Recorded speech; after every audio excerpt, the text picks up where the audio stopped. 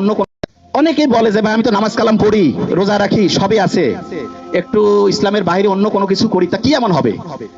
ভালো আমল আর যদি খারাপ আমল কাটাকাটি করে কিছু থাকলে তো আমি ডান হাতে আমল নামা পেয়ে বেহেশতে চলে যাবো, এরকম চিন্তা কিন্তু অনেকের মাথার মধ্যে আছে।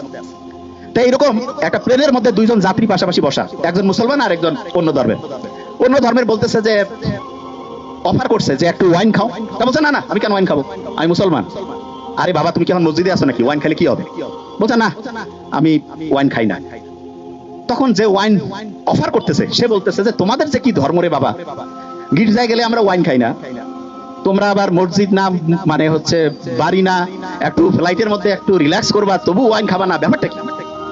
তখন পাশে বসা যে মুসলমান সে বলতেছে যে এই গাড়ির মানে ফ্লাইটে তো যে এটার যে চালক তিনি কিন্তু খ্রিস্টান। বলছে হ্যাঁ খ্রিস্টান, ইউরোপের ঘটনা। তা বলতেছে আচ্ছা ওনাকে যদি এখন মদ খাওয়ানো হয় তুমি কি জানার পরে এই ফ্লাইটে যাবা?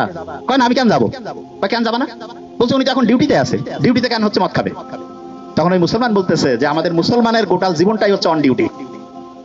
অন ডিউটি, পড়া, বিয়া শাদী, কথা বলা, কথা শোনা, যা কিছু আছে অন ডিউটি। বিলিভ মি, এটাই সবচেয়ে সত্যি কথা।